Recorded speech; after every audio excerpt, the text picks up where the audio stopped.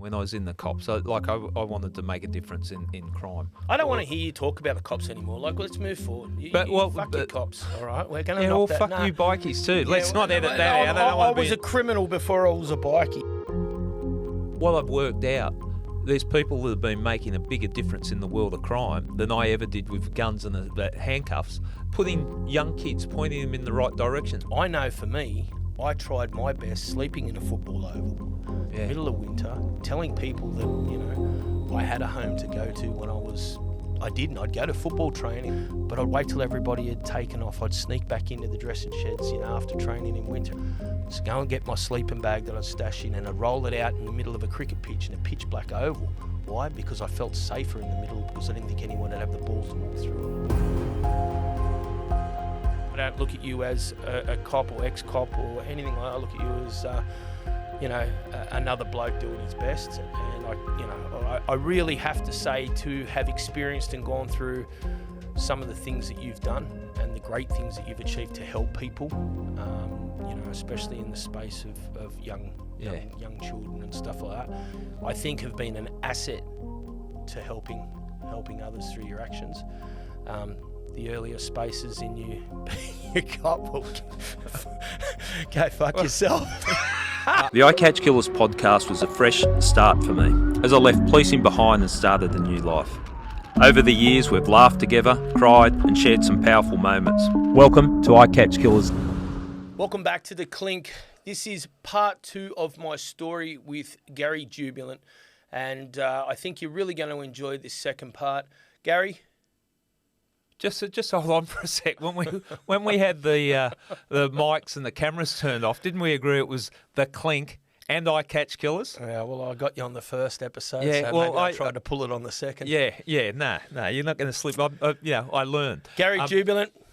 Okay, welcome back to part 2 of the Clink and I Catch Killers episode. I was ambushed in part 1, but all jokes aside, I think we've got some worthwhile stuff to talk about.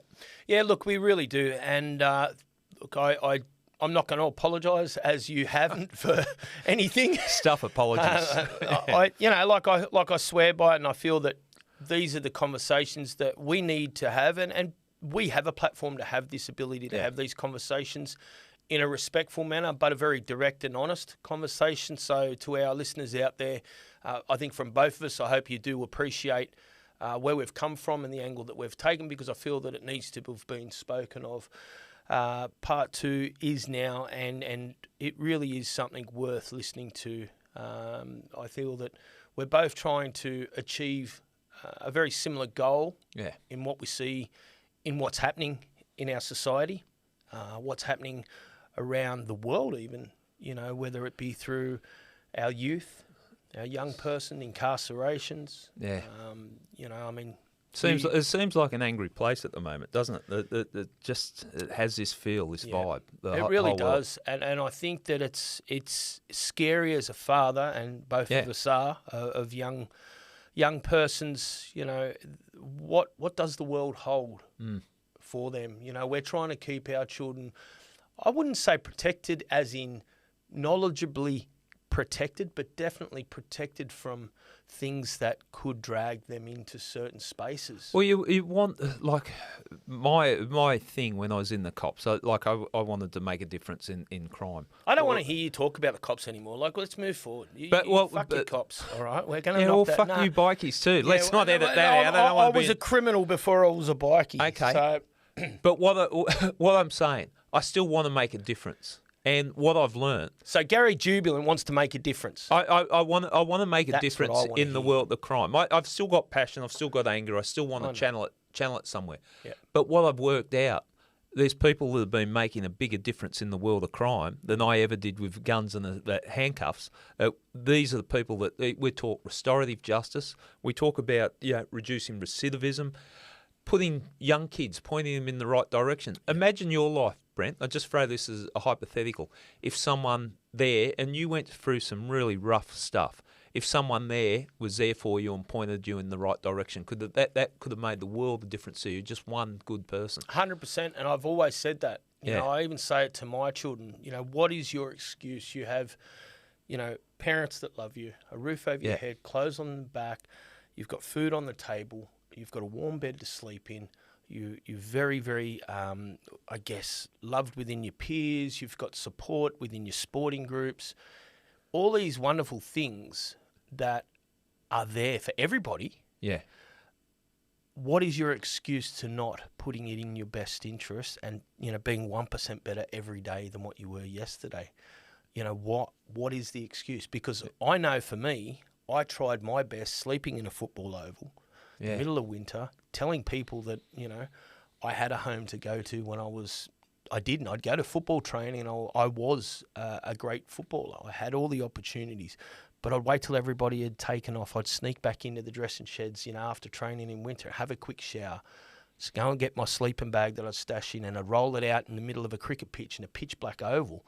Why? Because I felt safer in the middle, because I didn't think anyone would have the balls to walk through it. Yeah. Things like that our children don't have to be concerned about. What is the excuse? There is none. There is none. But one life can go off track, and your circumstances. Again, I keep coming back to it because it just blows me away that you've got to this point. And you've given me some kudos, full kudos to you. What you're doing with your life now. Like, I know what you're doing, and you're trying to make a difference, and you are actually making a difference with the messaging that's coming out from the Clink. Because the one thing that comes across in the Clink is about stories of redemption.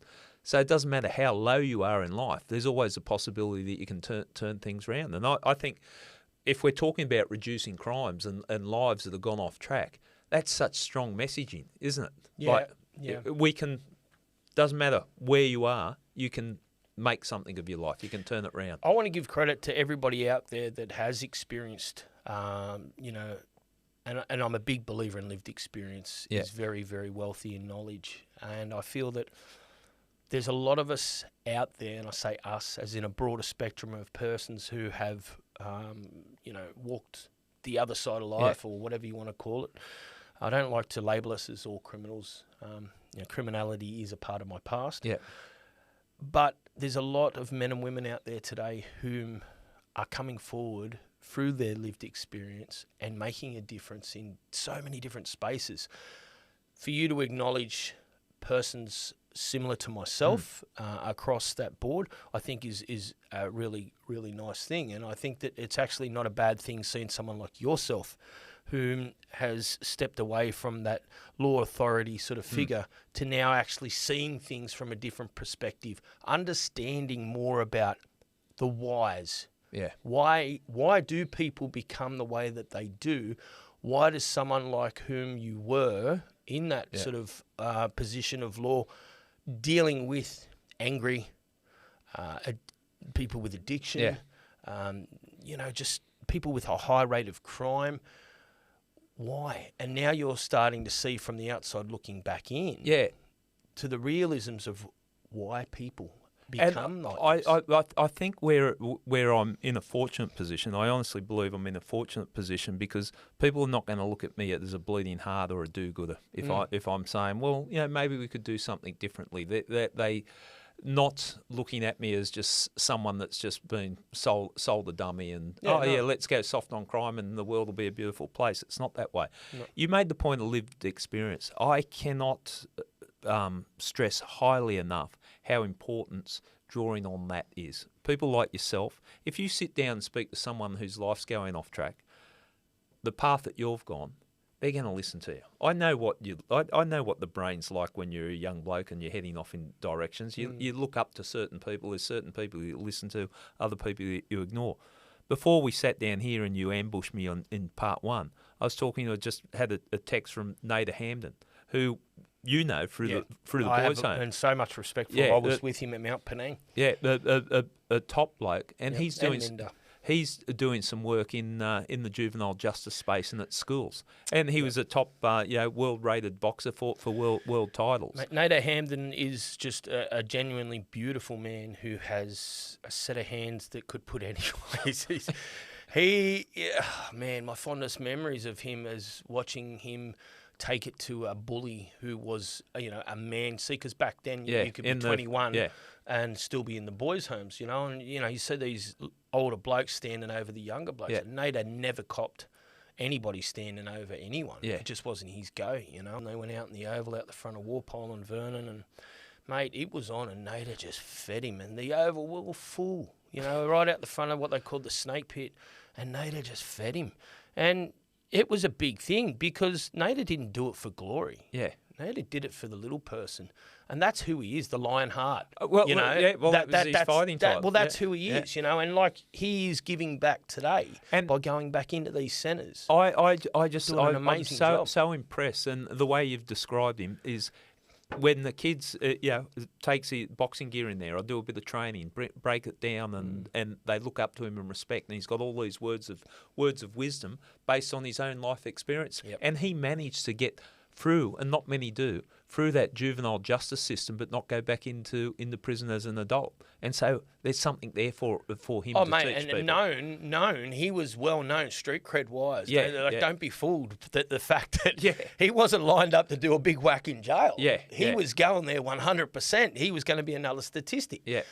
It didn't happen that way. You know, he was blessed and God put him on a beautiful path that allowed him to use his talents, which were his gifted hands, to be able to better his life. And now, what a beautiful family, what a great father, you know, what an inspiration to many. Like, there's so many others out there. And all these people like that, people from drug addictions, and I know you've had a few on the Clink, as I have on I Catch Killers. The ones that have gone down that path understand what it takes to break the addiction, and they've set up these retreats and different things. Yes, why don't we buy into it? I don't know if the government support them. I know that quite often they struggle for money. I know people like Nader are looking for opportunities to make a living out of making good.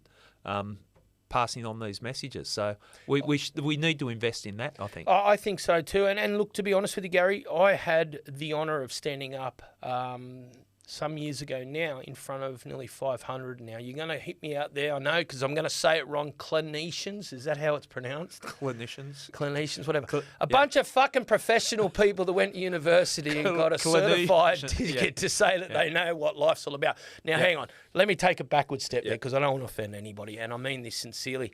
We are definitely in need of some wonderful people out there in that space. But it was a National Suicide Prevention Conference. It was held here in Brisbane, and I was invited to stand up and speak on behalf of lived experience. Yeah. Now, I was just a kid from the streets, you know what I mean? Like the Western Suburbs Housing Commission of Sydney that had a story. But the value of the story becomes so much greater in that moment because I was able to impact so many people through my words, of being present and being able to share what it was like.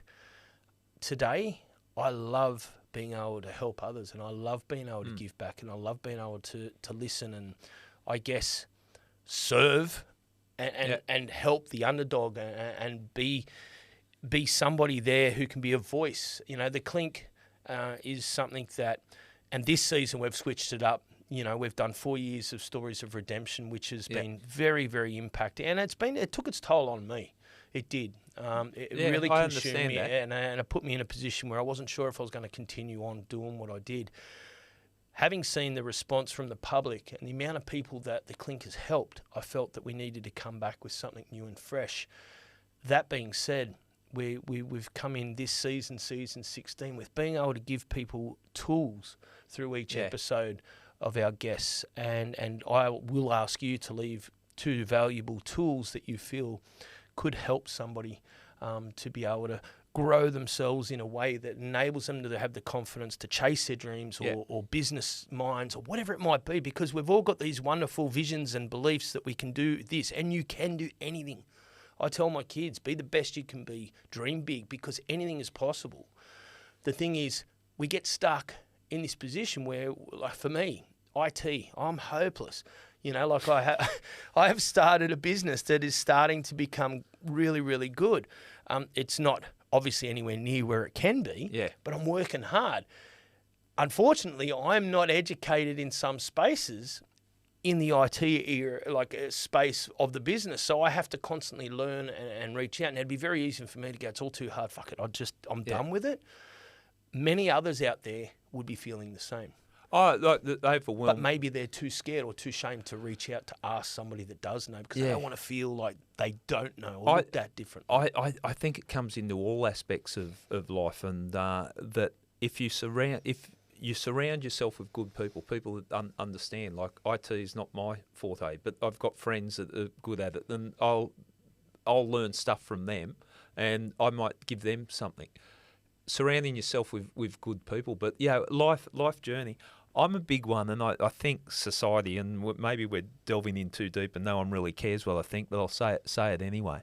That you got to work at things. Life is going to give you setbacks. Life is going to kick you. Life is going to do all sorts of things. But you got to pay your dues and get in there and work, and the reward will come. It mightn't be instant, but it will come down the track. I think it builds resilience, and I think that word is very powerful. And each of us have to understand what resilience is. Once again, I refer back to my children. I've gone through, and my family have gone through a really tough last 4 or 5 years. There's been a lot in the background that has gone on, and it is still going on, that's had a massive impact in my life and my children's life. But it has also built a lot of strength and a lot of resilience, and I see it in the eyes of my children each day, and it's a tough walk, but in some ways it's a blessing, because they're setting themselves up to be great young people in our society. And it's easy as a parent to spoil a child and shield them from all the knocks and bruises that come with growing up, but you've got to with control, let them out there a little bit, get their grazes, come back, 100%. Heal them up, and that's where that resilience builds up.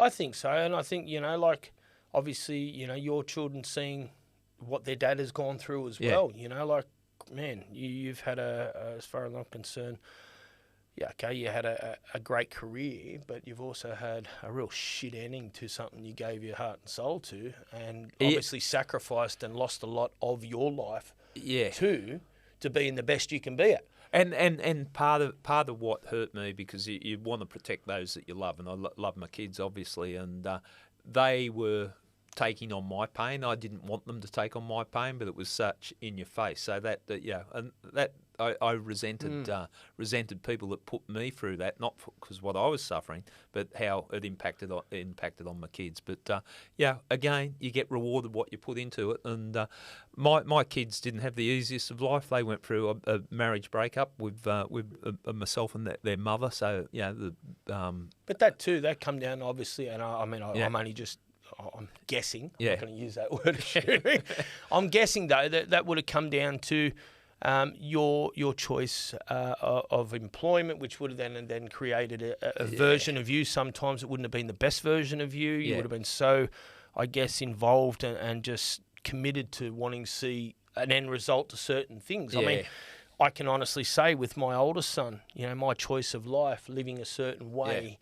Not being present, not being there when I needed to be, but be thinking that I'm, being a dad. No, I was a father, but I wasn't an active, present father. Yeah. And that's the difference. And, I think that if you're out there listening today and you have children, you question yourself about what you're giving. And none of us are perfect. I do it myself. I look at my little fella, my youngest of 4, and I go, I need to look at him a little bit different from the other 3. Yeah. I need to give him a bit more compassion, a bit more time. I need to spend more time kicking the footy, having those chats. One thing that, a good thing that came from the separation, I think that the life that I had when I was with my wife, first wife, mother of my children, that I had the opportunity, I could go away, I could throw myself into work, so I'd come back and I'd be the weekend dad or whatever, but I wasn't, packing their lunches at school, ironing their school uniforms, plaiting my daughter's hair, all that. When we separated, when I'm looking after the children for a week, I had to be more invested. I had to sit down and do their homework with them. I had to make sure their uniform was on, pack their lunches and all that. And in one way, I'm thankful for that, because it made me wake up to and appreciate, what I was missing and what my wife was doing for me at the time. I didn't really realise all the behind the scenes. So I think I became closer to my kids in a bizarre sort of way because I had to look after them like that. Or if they're sick and they're with you, you're the one taking their temperature, or you're the one, doing things. So I did learn something from that. It's funny that someone sort of said to me just recently, when are you going to sort of catch up and come and have a feed and a beer? And I said, I'm not. Yeah.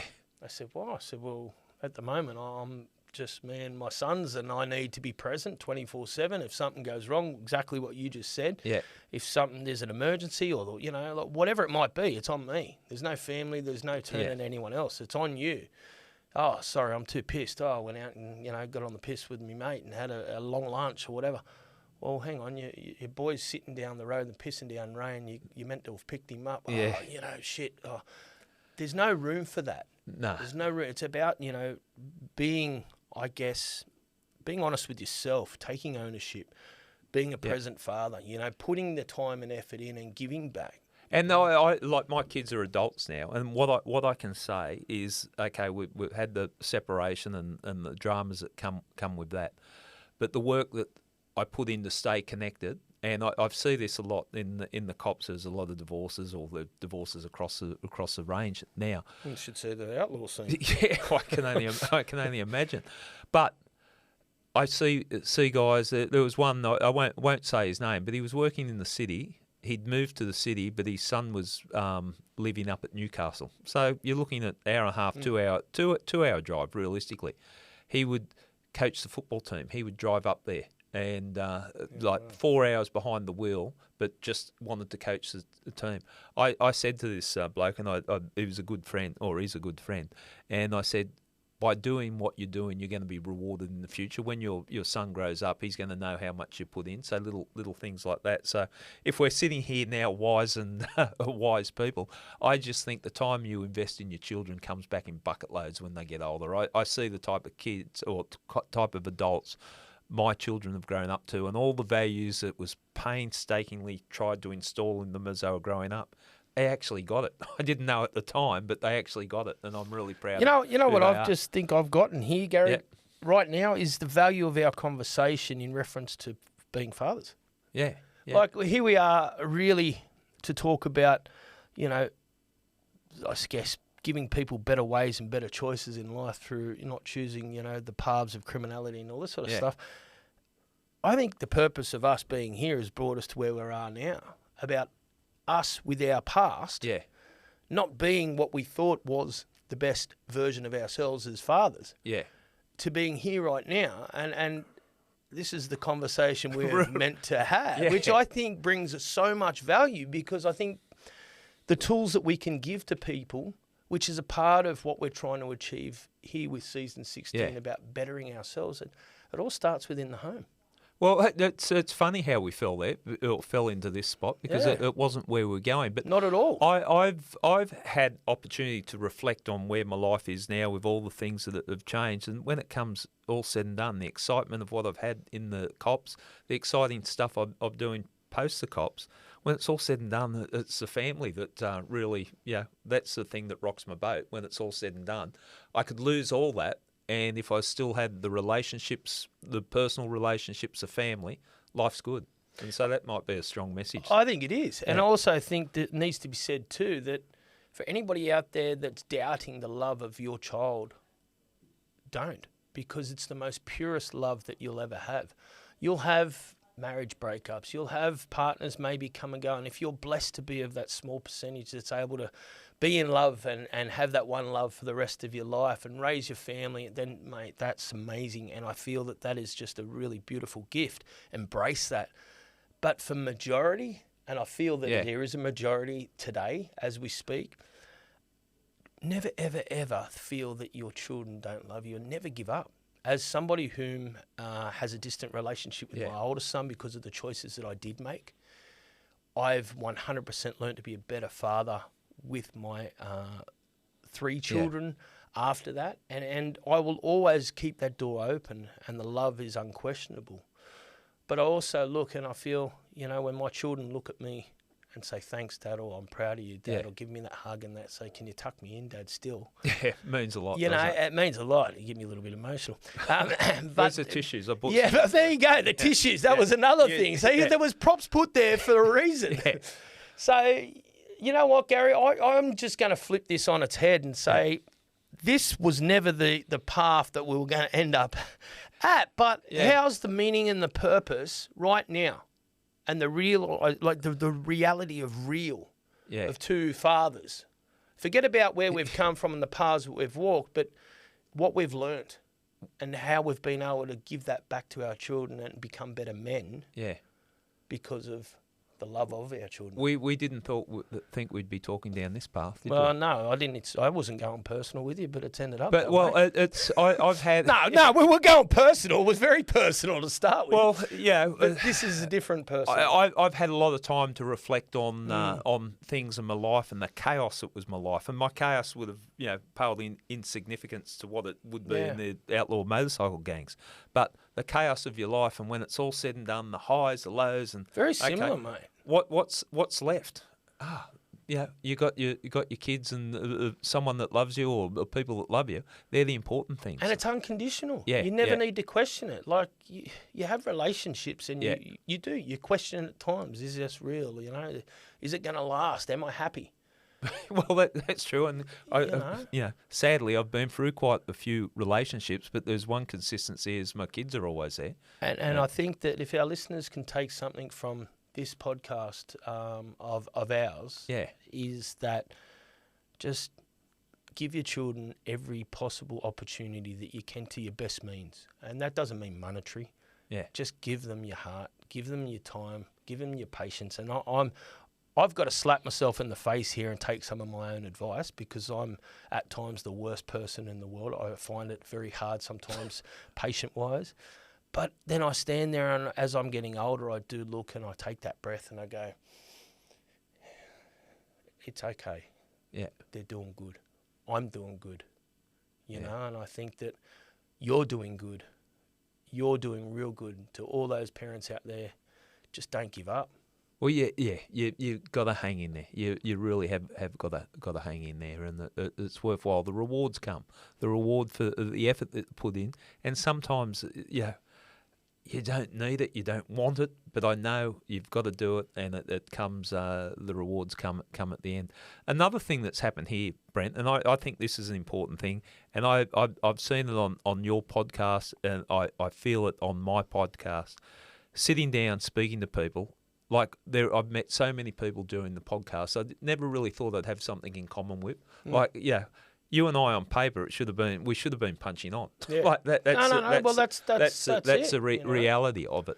But sitting down, I understand where you're coming from, and I think begrudgingly you might understand where I'm coming from. Yeah. But there's some respect there. But the way you've gone about your life, I've got to say, full credit to you. And I've got a lot of faults, mate, and I try to still work on them every day. Yeah. Like I'm far from perfect, and if I can better myself 1% better every day, then I know I'm doing a good job. And trust me, there's days I wake up, look in the mirror and go, you're not winning today. Yeah. There's something here that's not allowing me to fill my heart with that joy. But I'm learning to take that breath, learning to look at what is good, weigh it up and think, hey, I've been in worse positions. Life has been a lot worse than this. I've lost a lot. A lot's gone that I can never, ever bring back. Time, you'll never get back. Yeah. So be present. I may not feel 100% today, but I've got to make the best of every opportunity and every situation right now. Yeah. Well, I think you should be proud of yourself how you've turned your life around, because if I look the writing on the wall, it wasn't going to be the end. It wasn't going to be pretty. Nah, and to be honest with you, I was prepared to have already been dead 10 times over by now. Yeah. That was where my life was heading. There was nothing good that was coming of my life. The hurdles are still there, but I'm going over them, and I'm going over them in strides that are very strong, and I believe that I will come out the other side, and life will be good. And if God allows me to continue to live and live in a healthy manner and, watch my children grow, then so be it. If he's got other decisions, then that's just the way she goes. Can I say another thing too? And I've seen the battles you're going through physically with injuries and the way you keep yourself fit. Yes. And we have talked about this, that Yes. it keeps us sane. Yeah. The mental train, if you're looking, not that we've got great wisdom, look at us, 2 burnout, ex-bikie, ex-cop, but the importance of physical training, that keeps me sane. That honestly, no matter what I'm going through, if I can get out and work up a sweat, do something, it keeps me sane. I think it's a very important tool for the toolbox. Yeah. And I feel that, if you actually take that step, just create that hour. Everyone says, I haven't got time. Bullshit. I get up at 4 o'clock in the morning. Yeah. You know what I mean? So I make that time. Between 4 and 5 is my time. Whatever I can get in that hour is a worthy hour, and I make the best of it, and it sets me up for the day. I'm sure you've got tools in your box that are very relative as well. I love those early morning starts. People say I'm not a morning person. It is the best time. I feel like I've got a head start on everyone else in the world. Well, I like to say rise with the sun. Yeah, get up there and get into it. And you've already, doesn't matter what happens for the rest of the day because you've done some stuff for yourself, done your training, and ready to go. Well, there you have it, guys. Gary Jubelin, thank you very much for the Eye Catch Killers Clink crossover. Yes. Finally, we got Eye Catch Killers out. I've given the credit where the credit's due. I got you up here. I milked you in, and look, it had to be done. I feel that it needed to be done, and I'm glad we got to break the ice. Yeah. I don't look at you as a cop or ex-cop or anything like that. I look at you as another bloke doing his best. And I really have to say, to have experienced and gone through some of the things that you've done and the great things that you've achieved to help people, especially in the space of young children and stuff like that I couldn't personally do. I don't think many of us could.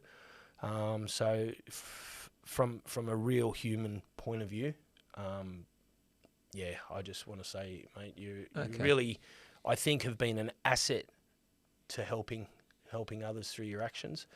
The earlier spaces in you cop, well, go fuck yourself. I knew you. But I had to get it in at the end, mate, because no.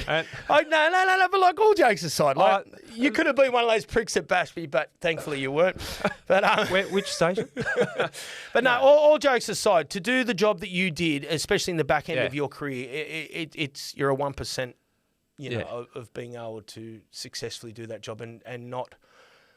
Well, I don't say not because I'm sure that it has had an impact on you. For you saying that, it's humbling, and I need to just put out there too. There's a lot of people that put in a lot of hard work, and not just in the cops. I've seen it since I've left the cops. People that are doing some shitload of heavy lifting that don't get the recognition.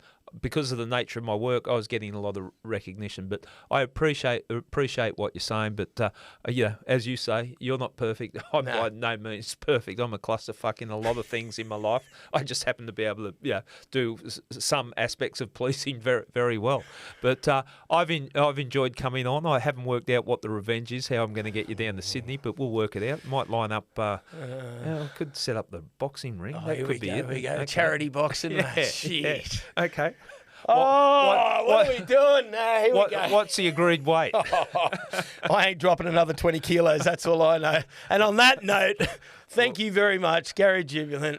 And to everybody out there, I hope that you've enjoyed these couple of episodes. It is something that I really feel does have a lot of value. And for everybody out there that's doing your best, just continue to be the best you can be and know that love from your children is an unconditional love and never question it. All right, you tried to steal the ending.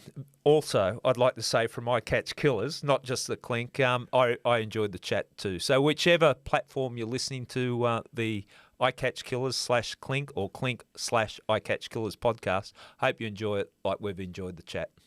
Well, I know I probably shouldn't like Brent. Well, I don't know why I shouldn't like him. I do like him. He ambushed me.